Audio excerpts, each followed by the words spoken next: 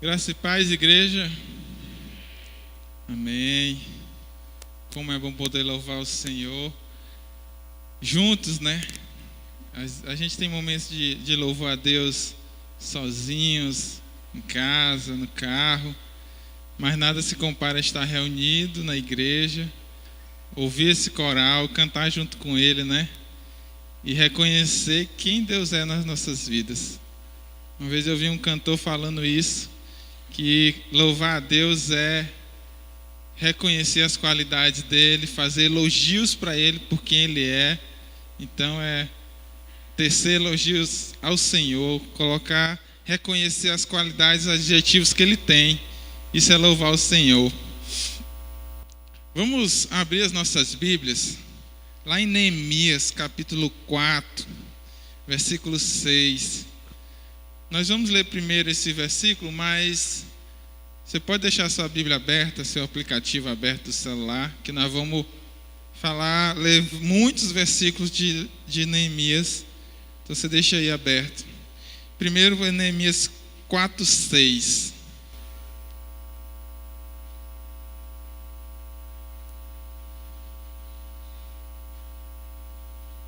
Amém? Não é o livro que a gente costuma ler com frequência, né?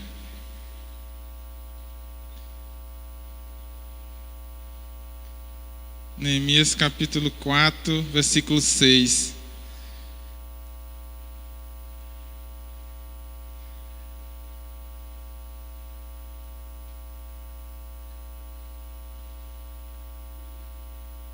Vamos lá.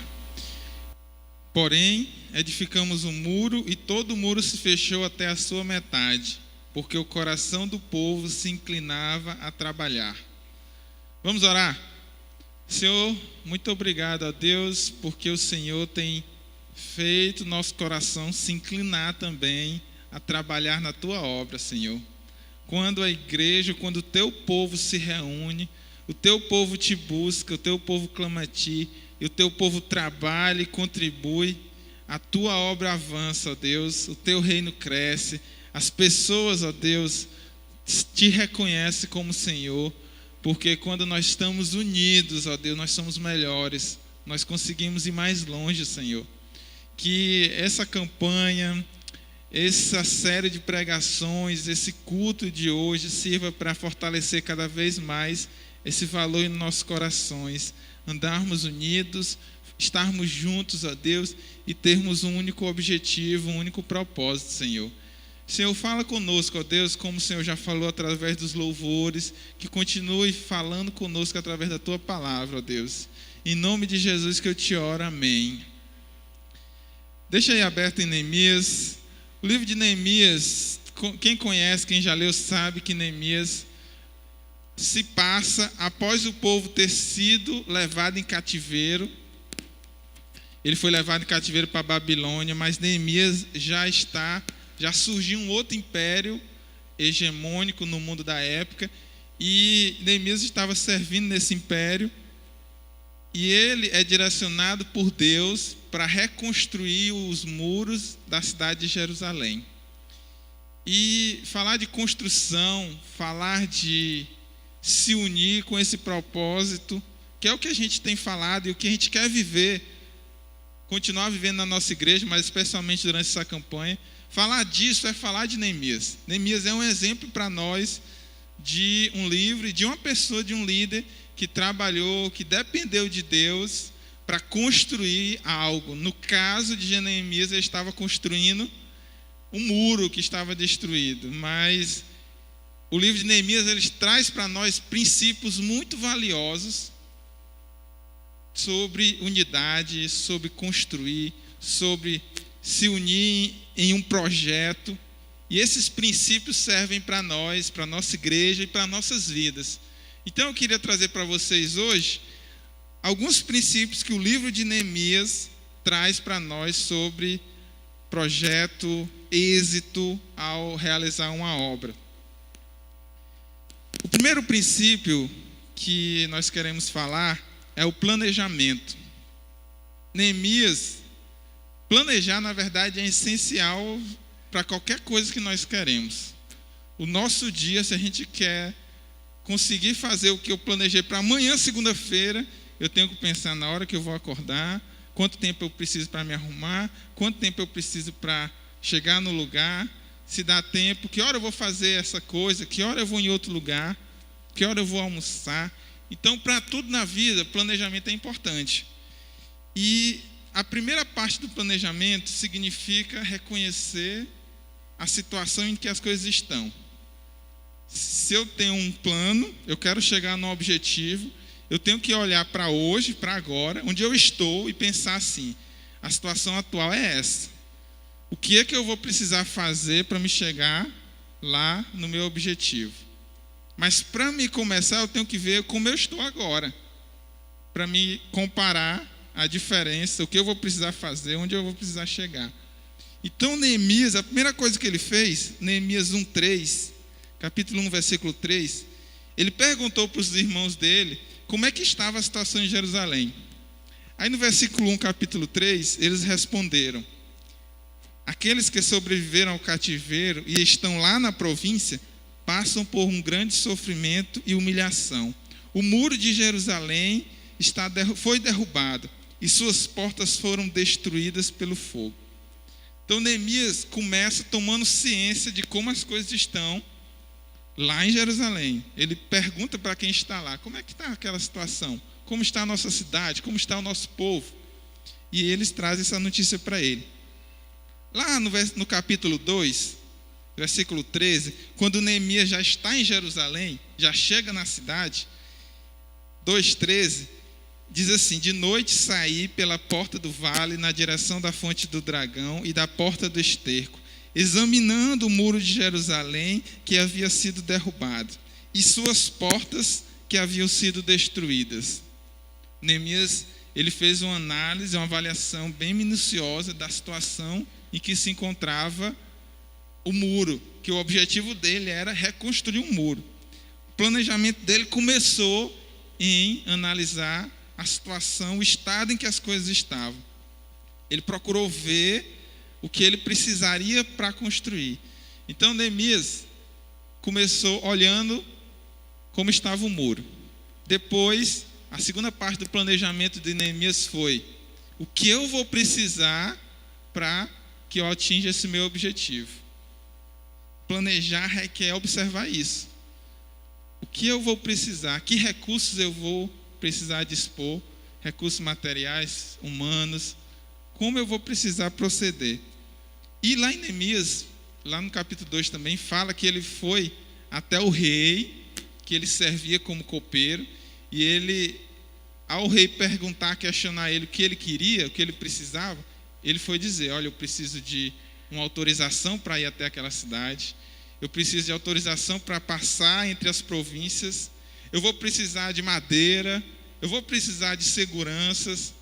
Neemias listou para o rei, ele sabia que o rei podia dar isso para ele, e ele falou ao rei tudo que ele precisava. Ele se preveniu de eventuais contratempos e empecilhos que tinha na viagem dele. Tudo isso ele pensou para que o planejamento dele fosse alcançado. E é interessante que Jesus também fala de planejamento. Lá nos evangelhos, Jesus diz que nós temos que pensar bem antes de começar uma construção de uma casa. Porque pode ser que nós comecemos, os recursos acabem e a gente vai ficar no meio da obra. E ele ainda diz mais: aquelas pessoas, seus vizinhos que lhe conhecem, vão olhar e vão zombar de você, porque vão ver que você começou e não teve condições de terminar. Nesse contexto que Jesus fala, ele está falando do preço do discipulado. Ele diz assim: aquele que quer me seguir tem que analisar bem, planejar bem, tem que saber se realmente está disposto a me seguir.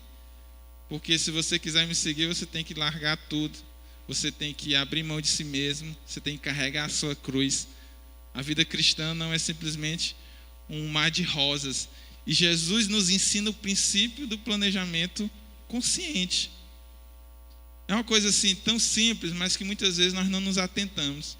Às vezes nos falta planejamento financeiro, por exemplo. Nós gastamos, compramos, mesmo sem saber se podemos pagar tudo que nós temos. E muitas vezes, isso é um princípio importante, porque muitas vezes a gente fica frustrado com Deus, porque nós fazemos planos, mas eles não se realizam, não acontecem, e achamos que a culpa foi de Deus. Deus não me abençoou, Deus não me ajudou, quando na verdade o que faltou foi apenas um planejamento adequado. Você pode querer abrir um negócio, você pode pedir para Deus abençoar o seu negócio, mas se você não tiver as ferramentas, você não souber procurar planejar aquilo que você quer fazer, aquilo vai dar errado. Jesus nos ensina que planejar é importante. Às vezes nós queremos ser aprovados num concurso, no Enem ou outra coisa, mas nós não queremos estudar. Será que funciona isso? Eu posso orar muito, mas Deus é justo. E quem é aprovado é quem mais se dedicou, quem mais aprendeu e estudou. Pode ser um relacionamento que nós vivemos, que nós queremos fazer nos planos, mas nós não estamos analisando bem se aquele relacionamento tem futuro. Até nisso, relacionamento é importante, um planejamento é importante. E o livro de Neemias nos ensina isso. O planejamento é o primeiro passo para quem quer obter sucesso nos seus projetos. Precisamos fazer um planejamento adequado. A segunda lição, o segundo princípio que Neemias nos ensina é a depender de Deus. Quando Neemias entendeu como estava grave aquela situação do seu povo, que eles estavam humilhados, estavam sendo oprimidos, ele percebeu que se Deus não agisse, se não dependesse de Deus, aquela situação não iria mudar. Lá no capítulo 1, versículo 4, a Bíblia diz que depois que Neemias tomou conhecimento da situação do povo, ele diz assim, quando ouvi essas coisas, sentei-me e chorei. Passei dias lamentando, jejuando e orando ao Deus dos céus. E não foi só no começo que Neemias orou. Se você olhar, tem várias outras passagens durante a obra que Neemias se ajoelhou, que Neemias chamou o povo a orar, que Neemias clamou a Deus para que Deus intervisse. Às vezes a gente tem o hábito de orar quando vai começar algo e depois esquecer de Deus, deixar Deus de lado do nosso projeto, do nosso empreendimento. Neemias orou constantemente enquanto estava naquele desafio dele. Ele não só orou, ele jejuou. É interessante falar do jejum, porque para muitos cristãos o jejum não é uma prática comum. E o jejum ele é associado a várias situações na Bíblia. Nesse caso aqui, Neemias jejuou em sinal de arrependimento, em sinal de pedir perdão a Deus pelo que ele havia feito, pelo que o povo havia feito. O jejum está associado a arrependimento, a perdão, está associado a pedir o favor do Senhor. O jejum está associado a se preparar espiritualmente para algo que nós vamos fazer.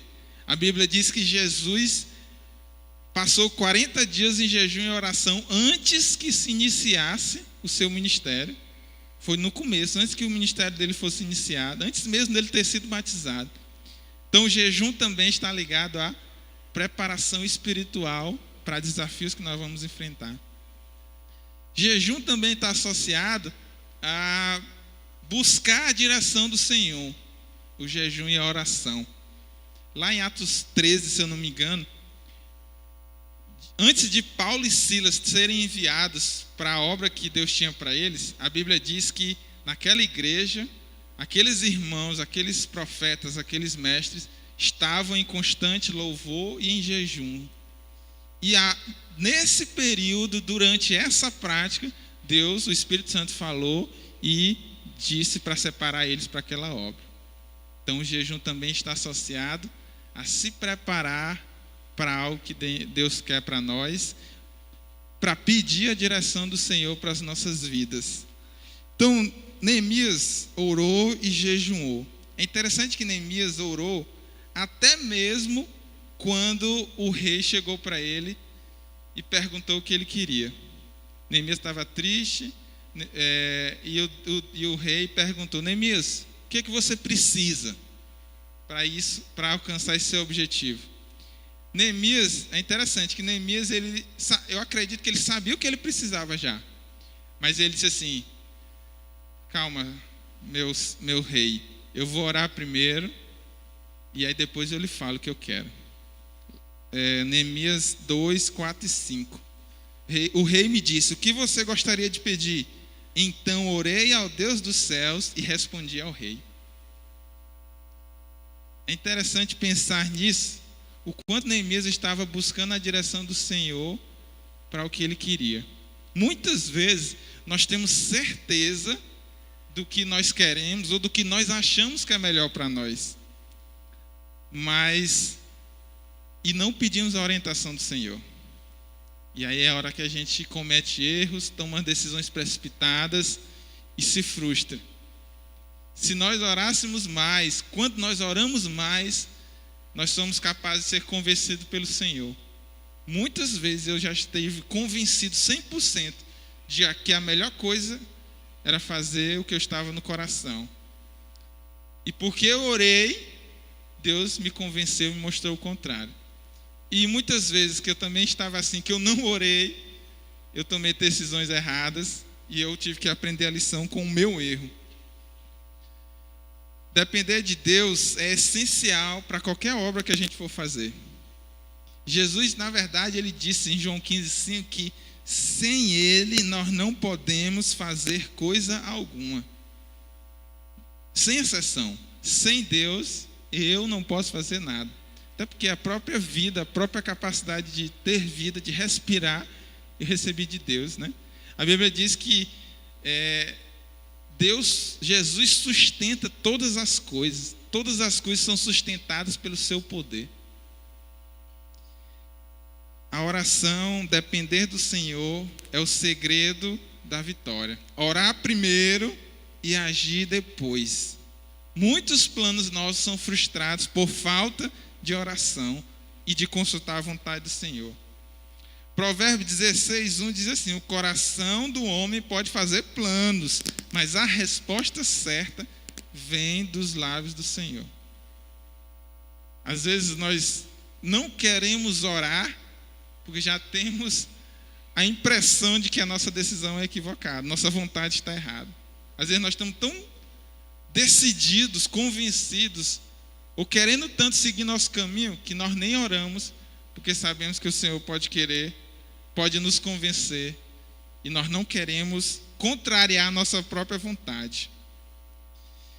Provérbios 14:12 ainda diz assim: há caminho que parece certo ao homem, mas no final conduz à morte. Há um caminho que parece certo para mim, mas pode me levar à morte. Pode ser a morte física, mas também pode ser a morte espiritual. Pense bem nos planos que você tem feito e se você tem colocado eles diante do Senhor. Porque você pode estar indo para um caminho de destruição, você pode estar indo para um caminho de morte, de perda, de sofrimento, e por falta de oração, você não está vendo a verdade que está diante dos seus olhos. Orar a Deus, colocar diante de Deus a nossa vida, vai poupar muitos erros para nós. Muitos erros. Tem uma frase muito conhecida que diz que é melhor aprender com os erros dos outros do que aprender com o nosso, né? Eu não preciso errar para me aprender que aquilo não é bom para mim. Basta eu olhar as consequências na vida dos outros. Mas é interessante como Neemias esteve em oração todos os momentos em que esse desafio, essa obra estava na vida dele. É o segundo princípio que nós aprendemos com Neemias. O terceiro princípio é sobre mobilizar pessoas. Neemias planejou, Neemias dependeu do Senhor e Neemias conseguiu mobilizar os seus irmãos, os seus conterrâneos. Para que a gente consiga mobilizar alguém, nós precisamos primeiro convencer elas de que a obra que nós queremos fazer, aquilo que nós queremos realizar é uma coisa importante.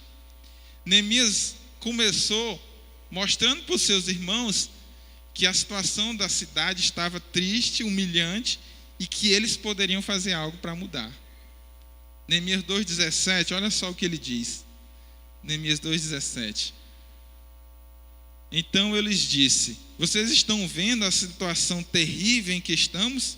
Jerusalém está em ruínas e suas portas foram destruídas pelo fogo.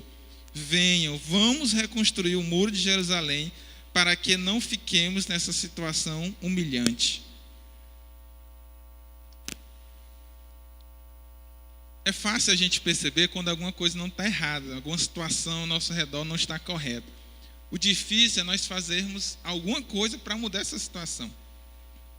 Você imagina se Neemias estava sendo copeiro do rei, do maior império da época. A vida dele estava muito confortável onde ele estava. Estava indo tudo bem, ele tinha tudo que ele precisava lá. Ele estava do lado do homem mais poderoso na época. E por que Neemias se incomodou com aquilo? Neemias se incomodou e Neemias não ficou acomodado. É interessante que quando Neemias ouve a situação do povo dele, ele chora, ele lamenta, ele ora, ele jejuma e ele toma uma decisão: eu não vou deixar o meu povo, a minha cidade continuar do jeito que está. Ele se incomodou com aquilo e ele foi fazer alguma coisa. Imagine se Neemias dissesse assim: não, deve ter outras pessoas aí que podem fazer alguma coisa. Não, deixa o pessoal, eu estou morando aqui agora, deixa o pessoal de lá resolver as coisas dele, né? Não, tem tanta gente aí que pode fazer, às vezes é nossa desculpa, né? Não, a igreja devia fazer isso. A igreja devia investir naquilo. Eu sou a igreja. Não, alguém deveria fazer isso. Eu não vou fazer não, eu tenho tanta coisa para fazer, né?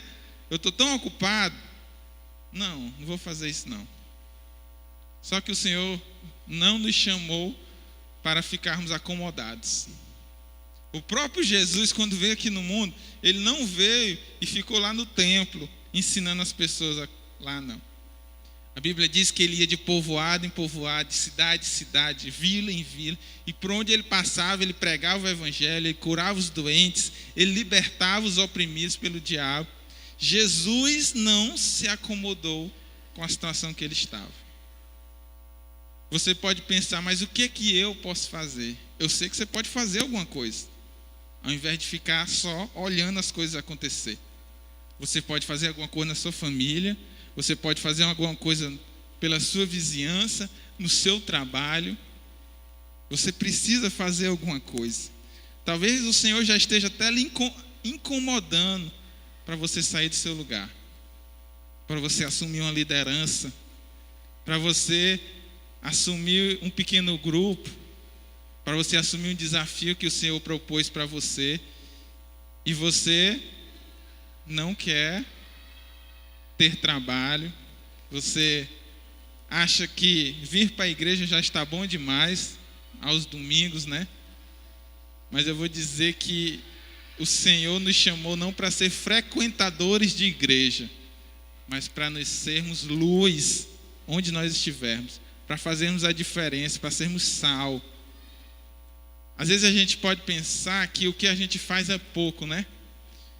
Ontem a gente estava com muitos voluntários aqui da igreja que foram doar sangue, e nós tínhamos uma quantidade que eu pensei assim: meu Deus, pro tamanho da igreja a gente poderia ter muito mais pessoas aqui.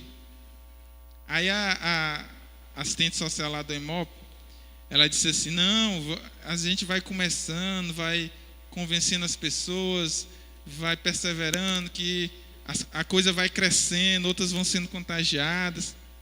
Aí eu disse para ela: pois é, nós estamos começando pequeno aqui, veio poucas pessoas. Ela: não, vocês estão começando grande. Essa quantidade de pessoas que vocês trouxeram é muitas pessoas, né? Então eu estava olhando, achando assim: não, aqui tem poucos, olhando para a quantidade de pessoas da minha igreja, mas para a realidade, para a necessidade lá do EMOP, ela disse: não, você tem muitas coisas aqui, né? Então, às vezes, eu posso olhar, você pode olhar assim, a minha contribuição pode ser pequena, mas para quem está precisando, para quem está necessitando, para quem está em falta, ela é enorme. É por isso que a gente insiste em fazermos doações do quilo de um item de alimentação, né? A gente não chama quilo mais não, né? Aí, a Daniela está me corrigindo aqui. Não vamos chamar quilo, né? A doação para aqueles que necessitam. E para nós não faz nem tanta diferença, porque às vezes a gente nem lembra, né? Não faz tanta diferença, mas para quem não tem, eu acho que às vezes a gente precisaria conversar mais com as irmãs que estão envolvidas e tomar mais consciência das necessidades que nós temos no nosso meio, na nossa igreja e aí fora, porque a gente seria mais sensibilizado. Acho que a gente tem que fazer como Neemias, né? Chegar, e aí, como é que está? O que estão precisando? O que está faltando? E pedir para Deus mexer o nosso coração, incomodar o nosso coração, para que a gente possa realmente fazer como Neemias. Eu não vou ficar parado, eu não vou ficar só correndo atrás dos meus interesses, das minhas necessidades. Eu vou fazer a diferença e o Senhor vai me ajudar nisso. Foi assim que Neemias fez. Ele percebeu o problema e ele se mexeu, ele fez algo para ele. Ele conseguiu convencer os compatriotas dele, porque ele mostrou que o Senhor estaria com eles. Neemias 2:18, ele diz assim: também contei-lhes como o Senhor tinha sido bondoso comigo e o que o rei me tinha dito. Eles responderam: sim, vamos começar a reconstrução, e se encorajaram para o projeto. Se Deus está envolvido na obra, vai ter sucesso. A Bíblia diz que os planos do Senhor não podem ser frustrados. Então, para nós é muito mais fácil perguntar ao Senhor quais são os planos dele, porque aí nós temos garantia de sucesso, do que irmos do nosso jeito, da nossa forma, né? Neemias conseguiu mobilizar aqueles homens. Ele também sabia que sozinho ele não ia conseguir. A obra era grande demais para uma pessoa só realizar. No capítulo 3 de Neemias, o capítulo todo mostra como cada um contribuiu de alguma forma. Cada povo, cada família contribuiu para que o muro fosse sendo construído aos poucos. Mostra a importância de estarmos juntos. O sonho que você tem, a vontade que você tem de fazer algo, ela exige que outras pessoas se envolvam também. Deus não nos chamou para fazermos as coisas sozinhos. Eu não posso ser igreja sozinho. Eu não posso ser igreja na minha casa sozinho. Eu não posso ser cristão isolado do mundo. Não. Ser cristão exige comunhão, exige interação, exige envolvimento. É verdade que dá trabalho. É verdade que as pessoas nem sempre são receptivas às nossas ideias. É verdade que as personalidades muitas vezes se batem, causam atrito uns com os outros, mas estar juntos ainda é a forma que Deus escolheu para agir. É quando nós nos unimos, quando nós estamos juntos, quando nós estamos unidos com o mesmo propósito. Lá em Eclesiastes diz que é melhor ter companhia do que estar sozinho, porque é maior a recompensa do trabalho de duas pessoas. Se um cair, o amigo pode ajudá-lo a levantar-se, mas pobre do homem que cai e não tem quem o ajude a levantar-se. Se dois dormirem juntos, vão manter-se aquecidos. Como, porém, manter-se aquecido sozinho? Um homem sozinho pode ser vencido, mas dois conseguem defender-se. Um cordão de 3 dobras não se rompe com facilidade. A gente costuma aplicar esse texto para a relação do casamento, né? Mas isso se aplica a qualquer coisa que nós vamos nos propor fazer juntos. A probabilidade de sucesso é muito maior. Neemias planejou, dependeu do Senhor, mobilizou as pessoas, e Neemias enfrentou um dos grandes desafios: lidar com os opositores. Como Neemias fez isso? A verdade é que quando a gente se propõe a lançar um desafio, sempre vão surgir pessoas que vão se opor ao que foi proposto. Você sabia que quando a gente resolveu lançar essa campanha aqui na igreja, teve pessoas que disseram, não vai dar certo. Tem pessoas que disseram, não vai. A crise econômica, dificuldade, não vai dar certo. E as pessoas que se opõem normalmente, ou são pessoas que preferem ficar acomodados, elas nem necessariamente são contra aquilo. É porque se as pessoas se moverem ao redor dela, ela vai se sentir obrigada a fazer alguma coisa também. E ela não quer, ela quer ficar na dela, ela quer ficar quieta. Ela não quer ter trabalho. Então o que ela faz? Ela lança palavras de desânimo, de oposição para aqueles que querem fazer alguma coisa. Você sabia que tem isso? Mas tem também aqueles que serão afetados por causa da mobilização de alguém. Aqueles que os interesses serão prejudicados. Foi o caso de Neemias. As pessoas que dominavam a região na época que ele resolveu reconstruir o muro, sabiam que se o povo de Israel fortalecesse, eles iam perder a influência deles, eles iam perder o poder deles que eles tinham. E é interessante que eles lançaram todo tipo de argumentos desanimadores e mentirosos. Neemias 2, 19 e 20, Sanbalate e Tobias disseram assim: o que é que vocês estão fazendo? Estão se rebelando contra o rei? Estavam criando mentiras para frustrar os planos do povo. Neemias teve que rebater esses argumentos. E ele disse assim: o Deus do céu fará que sejamos bem-sucedidos. Nós, os seus servos, começaremos a reconstrução, mas no que lhes diz respeito, vocês não têm parte nem direito legal sobre Jerusalém. E em sua história não há nada de memorável que favoreça vocês. Os opositores precisam ser tratados com firmeza, porque eles podem contaminar muitas outras pessoas e fazer elas desistirem também. Precisamos rebater os seus argumentos e enfrentá-los, sim, com coragem na dependência do Senhor. Ainda tentaram desanimar mais ainda. Lá no capítulo 4, versículo de 1 a 2, olha o que ele começou a dizer. O texto diz que eles ridicularizavam os judeus e diziam: o que aqueles frágeis judeus estão fazendo? Será que vão restaurar o seu muro? Irão oferecer sacrifícios? Irão terminar a obra num só dia? Será que vão conseguir ressuscitar pedras de construção daqueles montes de entulhos e de pedras queimadas? Versículo 3, Tobias ainda disse mais: pois que construam, basta que uma raposa suba lá para que esse muro de pedras desabe. E o que foi que Neemias fez? Diante dessas tentativas, Neemias começou orando ao Senhor. Porque, meus irmãos, palavras elas têm poder de nos afetar. E quando a gente está desanimado, a gente precisa buscar o Senhor. Todos os dias nós ouvimos palavras de desânimo das pessoas. Você não vai conseguir. Não, ele já tentou várias vezes. Não, ele já se reconciliou várias vezes. Não, isso aí não tem jeito. Não, você é fraco, você é feio, você é pobre, você é isso, você é aquilo. Tanta coisa que a gente ouve.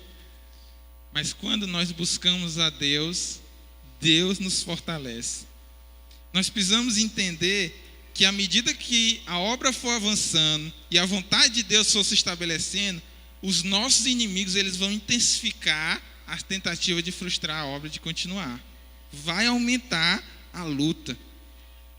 Os inimigos de Neemias, além de lançarem palavras de desânimo, começaram também a querer atacar mesmo e matar o povo, aqueles que estavam trabalhando. E o que foi que eles fizeram novamente? Neemias 4:9. Neemias 4:9 diz assim: mas nós oramos ao nosso Deus e colocamos guardas dia e noite para proteger-nos dele. Orar e vigiar. Vocês já ouviram isso. Lá no Novo Testamento diz: orem e vigiem. O diabo está tentando derrubar, ele está trabalhando para derrubar você. a oração nunca pode se afastar da nossa vida, ou nós vamos perder muitas batalhas. Cada vez que nós pecamos, é uma batalha que nós perdemos, que poderia ter sido evitado se estivéssemos orando e vigiando. Diante das ameaças recebidas por Neemias, olha só o que ele fez. Neemias 4:13. Por isso, posicionei alguns do povo atrás dos pontos mais baixos do muro, nos lugares abertos, divididos por famílias, armados de espadas, lanças e arcos. Neemias pensou assim: eles vão nos atacar. Nós já oramos, pedimos que o Senhor possa nos guardar, nos proteger, mas agora nós vamos fazer a nossa parte. Vamos nos vigiar, vamos nos certificar que eles não avancem, não entrem. Aí ele começou por onde? Vamos começar pelos lugares em que o muro está mais baixo, porque é um lugar mais fácil de entrar. A brecha é maior, a facilidade é maior. E é impressionante como esse texto traz uma lição para a nossa vida, na nossa luta contra o pecado. 1 Pedro 5,8 diz que o diabo é o nosso adversário, o nosso inimigo, e ele está como um leão, bramando, procurando uma brecha para que possa nos tragar, para que possa vencer a batalha. Assim como Neemias, nós temos que estar vigiando nos nossos pontos mais fracos. Onde na nossa vida o muro está mais baixo, onde a gente costuma cair com mais facilidade, aqueles pecados e aquelas lutas que são mais difíceis para nós, aquilo que nós somos seduzidos mais facilmente, é nesse lugar que a nossa vigilância tem que ser maior. Porque o diabo vai procurar brecha na nossa vida. Ele vai procurar o lugar mais baixo do muro. E aí eu tenho que reconhecer as minhas fraquezas. Eu tenho que ser humilde para reconhecer. É por isso que a Bíblia também diz que nós devemos resistir ao diabo, ele vai fugir. Mas ele diz antes assim: submetam-se a Deus. Sejam humildes ao ponto de você dizer: Senhor, eu não consigo sozinho. Senhor, eu sou fraco, eu não vou resistir sozinho.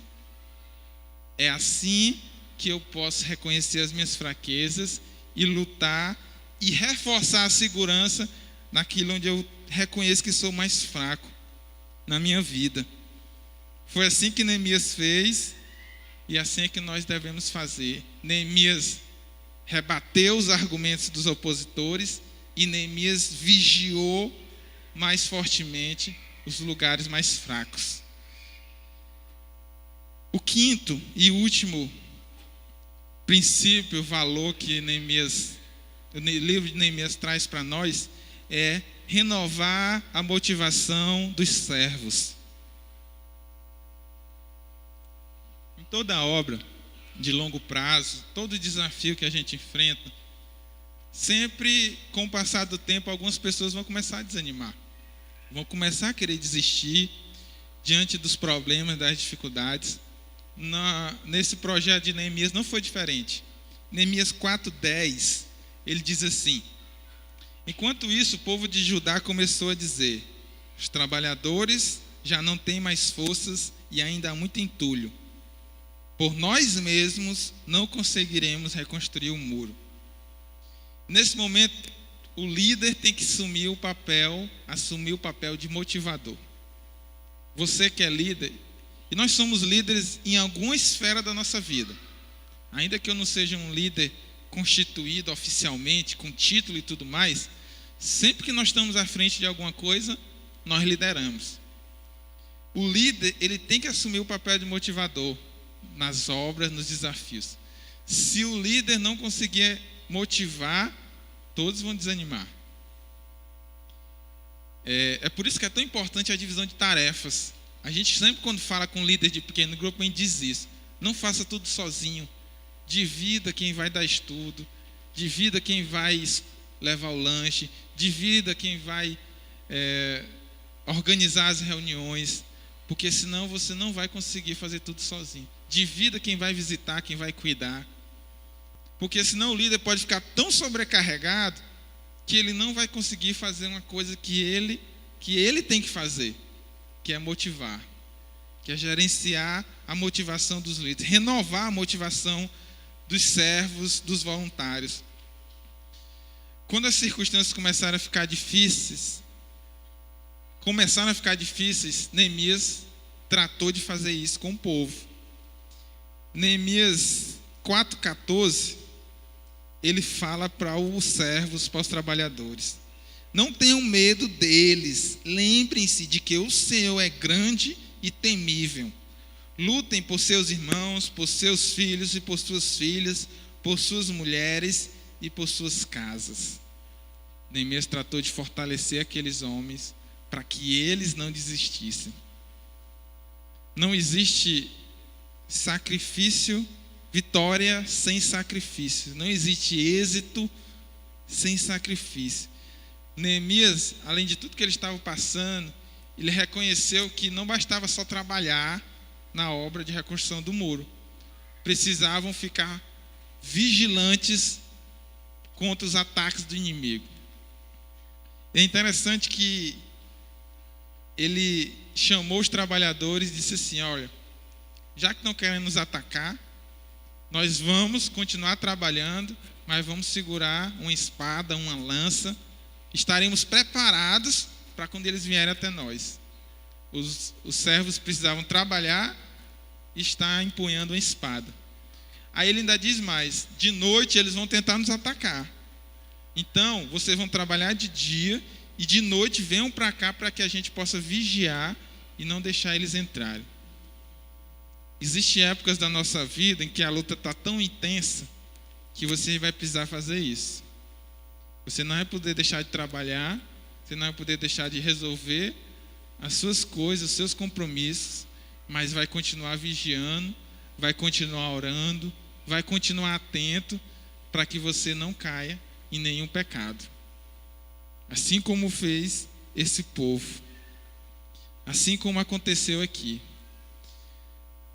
Ele pediu aos homens: dei um pouco mais do que vocês estão dando. É nesse ponto que às vezes a gente desiste, né? Às vezes a gente pensa assim: Senhor, minhas forças acabaram, eu estou desanimado, não perdi o controle dos meus filhos, perdi o controle da minha família, os meus negócios estão enfraquecendo, a minha saúde está fraca, eu não aguento mais. Às vezes a gente está nessa situação, mas a Bíblia diz que Deus é aquele que nos fortalece, Deus é aquele que renova nossas forças, e é aquele que diz para nós que as nossas tribulações, elas são passageiras, elas não vão durar para sempre. Você pode estar enfrentando uma tribulação agora muito grande e pode estar pensando isso: eu não estou aguentando, eu vou desistir. E é nessa hora que você precisa buscar a Deus, porque aquilo que eu não posso, eu não consigo, o Senhor pode. Sabia? Às vezes nós estamos cansados de lutar, mas fale isso para Deus. Diga: Senhor, eu estou cansado. Senhor, fale com Ele, pergunte: Senhor, quando é que isso vai acabar? Senhor, eu preciso que o Senhor me dê uma saída, me dê um escape, me fortaleça, porque eu mesmo não estou conseguindo mais. Eu lhe garanto que se ao invés de desistir, você resolver recorrer a Deus, você vai ter a vitória. É só Ele que pode dar a vitória. Não somos nós, não está em nós. E a nossa fé, a nossa confiança nele é aquilo que vai nos fazer vencer. Você está entendendo? É em Deus que tem o poder, é Deus que tem a força, é Deus que faz as coisas acontecerem. O que Ele pede de nós? Continue perseverando, continue acreditando, e é eu que vou lhe dar a vitória. É interessante que depois de tudo isso que Neemias fez, a Bíblia diz que o povo se motivou e se engajou na obra. Foi o texto que a gente leu, no primeiro versículo que a gente leu. O coração do povo se inclinava a trabalhar e todo o muro foi fechado até a metade. Então, quando nós buscamos a Deus e quando nós trabalhamos, batalhamos, nós alcançamos. Isso que a gente falou se aplica a tudo na nossa vida. Esses princípios se aplicam à nossa campanha aqui na igreja. Nós sabemos que nós estamos enfrentando dificuldades financeiras. Nós sabemos que tem sim. Mas nós confiamos que é o Senhor que vai prover os recursos para nós, para a sua casa e para a sua família. Na sua vida pessoal, na sua família, esses princípios se aplicam também. Na hora de você liderar o seu lar, isso se aplica também. Na sua luta diária contra o pecado, aplica-se também isso. Planeje, dependa do Senhor, mobilize pessoas, resista às oposições que vierem contra você e peça ao Senhor a cada dia para renovar a sua motivação. Amém, irmãos? Vamos ficar de pé? Nós vamos cantar uma música, o Ministério de Louvor. E se essa palavra falou com você e você tem algo a falar para Deus, é hora de você falar para Ele. Enquanto nós cantamos, fale com o Senhor e coloque diante dEle os seus planos, seus sonhos, o desafio que você tem pela frente, que parece maior do que você, e clame a Ele. Não seja tímido, seja ousado, tenha coragem de pedir ao Senhor, de se entregar a Deus, de reconhecer que é Ele que pode.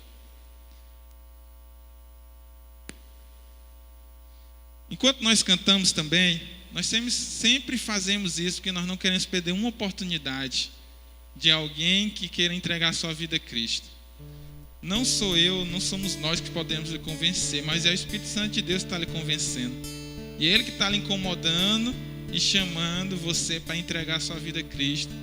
Entregar Ele, se entregar nas mãos dEle para que Ele possa fazer a obra na sua vida. Então, enquanto a gente ora, você pode vir aqui à frente, aceitar, entregar a sua vida a Cristo, que Ele vai transformar a sua vida. Creia nisso, Ele que nos dá a vitória.